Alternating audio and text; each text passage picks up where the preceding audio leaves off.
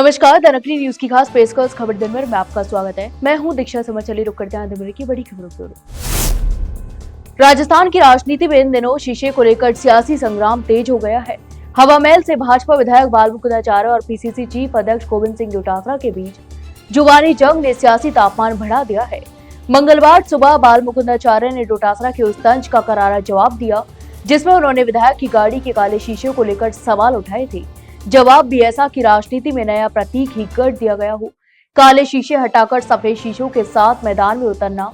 दरअसल बालमुकुंद आचार्य जब अपनी पुरानी गाड़ी से बाहर निकले तो नजारा बदला था। गाड़ी के काले शीशे हट चुके थे और उनकी जगह साफ सफेद शीशे नजर आ रहे थे। इसी बदले हुए अंदाज में विधायक ने डोटासरा पर तीखा हमला बोला और कहा कि शीशा काला हो सकता है लेकिन हमारी नीयत साफ है। राजस्थान की सियासत में दल बदल को लेकर एक बार फिर से बयानबाजी तेज हो गई है। पूर्व मंत्री महेंद्रजीत सिंह मालविया के भाजपा छोड़ने के सवाल पर मंत्री झावर सिंह खर्रा ने तीखी प्रतिक्रिया दी।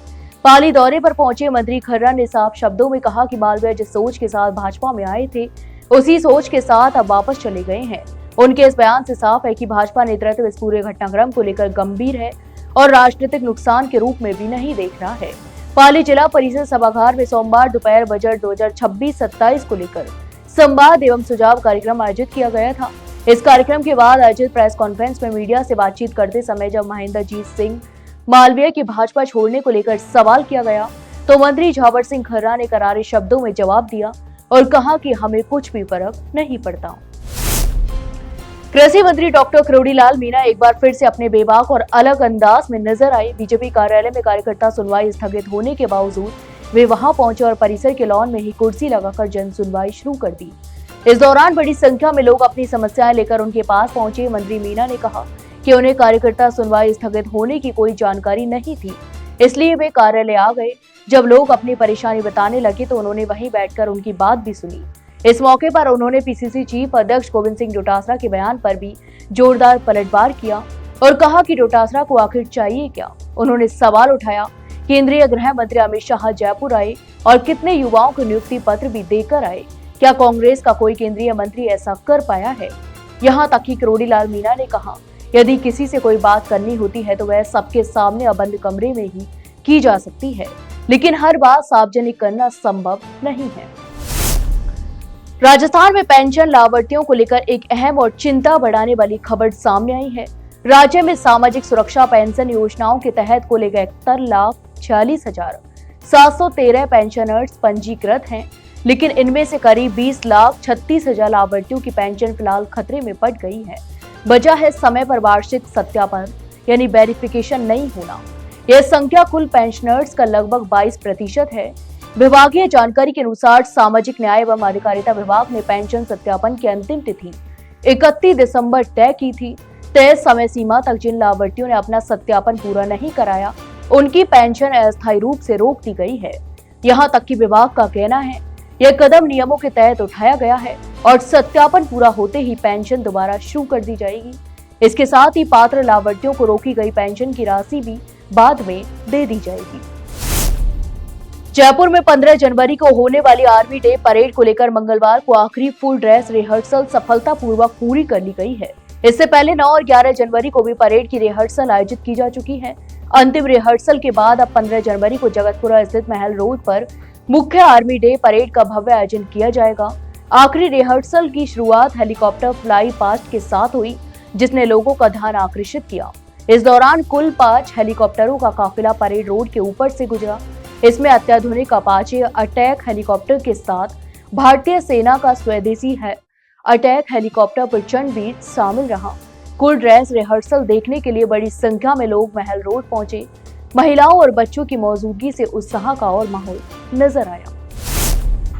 राजस्थान में कड़ाके की सर्दी का असर लगातार बना हुआ है। प्रदेश के कई इलाकों में शीतलहर और जमाव की स्थिति ने आम जनजीवन को प्रभावित कर रखा है। मौसम विभाग ने मंगलवार को राज्य के 10 शहरों में तेज सर्दी को लेकर येलो अलर्ट भी जारी किया है। हालांकि विभाग ने यह भी संकेत दिए हैं कि मकर संक्रांति के बाद ठंड से धीरे धीरे राहत मिल सकती है। पिछले 24 घंटों के दौरान सीकर, चूरू, जैसलमेर, झुंझुनू, बीकानेर, श्री गंगानगर और फलौदी जिलों में कई स्थानों पर सुबह बर्फ जमने की स्थिति भी बनी रही। सोमवार को प्रदेश में सबसे कम न्यूनतम तापमान माउंट आबू में -1 डिग्री सेल्सियस और फतेहपुर में -0.4 डिग्री सेल्सियस दर्ज किया गया। इसके अलावा झुंझुनू, दौसा, करौली, सिरोही, नागौर, गंगानगर, चूरू, जैसलमेर, सीकर, पिलानी और अलवर में भी न्यूनतम तापमान 5 डिग्री सेल्सियस से नीचे रहा।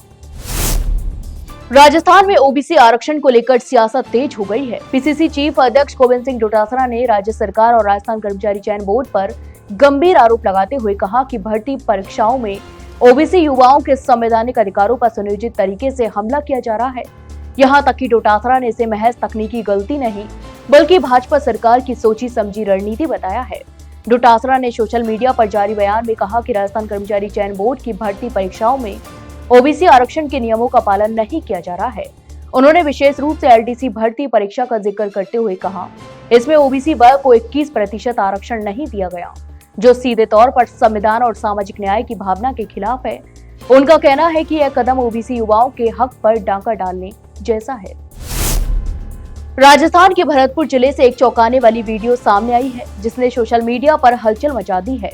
वायरल वीडियो में एक व्यक्ति अंतिम संस्कार के लिए सजी चिता पर बैठकर मोबाइल चलाता नजर आ रहा है। वीडियो देखने वालों को पहले तो यह समझ ही नहीं आया कि कोई व्यक्ति इतनी असंवेदनशील हरकत कैसे कर सकता है, लेकिन जब मामला सामने आया तो इसके पीछे की वजह जमीन विवाद और अतिक्रमण निकली। यह घटना भरतपुर जिले के बयाना उपखंड के पुराबाई खेड़ा गाँव की बताई जा रही है। गाँव में शमशान भूमि को लेकर लंबे समय से विवाद चल रहा था। ग्रामीणों के अनुसार शमशान की जमीन पर कुछ लोगों ने अवैध कब्जा कर रखा है, जिस कारण अंतिम संस्कार में लगातार दिक्कतें आ रही हैं।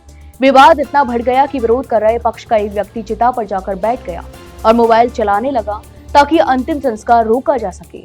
इसी दौरान किसी ने इस घटना का वीडियो बना लिया, जो सोशल मीडिया पर तेजी से वायरल हो गया।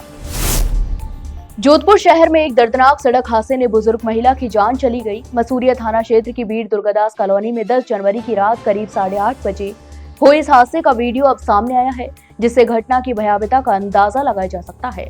इस हादसे में एक तेज रफ्तार कार ने पहले बाइक सवार को टक्कर मारी और इसके बाद सामने से आ रही बुजुर्ग महिला को कुचल दिया। जानकारी के अनुसार वीर दुर्गादास कॉलोनी निवासी भवरी देवी रात के समय पड़ोस की किराने की दुकान से घरेलू सामान लेकर अपने घर लौट रही थी। उसी दौरान एक बाइक सवार से भवरी देवी की टक्कर हो गई। टक्कर इतनी भीषण थी कि महिला गंभीर रूप से घायल हो गई और मौके पर ही दम भी तोड़ दिया।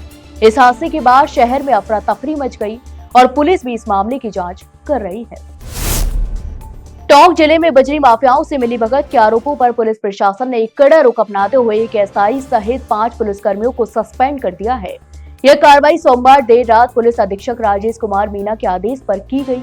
सस्पेंड किए गए पुलिसकर्मियों में टोंक के सोप और अलीगढ़ थानों का स्टाफ शामिल है।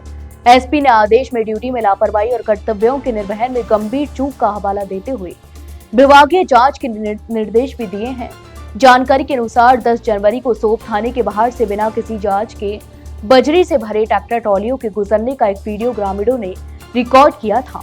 यह वीडियो सुबह करीब 4 बजे का बताया जा रहा है, जिसे ग्रामीणों ने एसपी को सौंपा।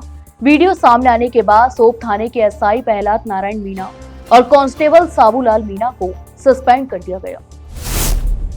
तो ये थी दिन भर की तमाम बड़ी खबरें। कल फिर आपके साथ रूबरू होंगे, तब तक के लिए नमस्कार।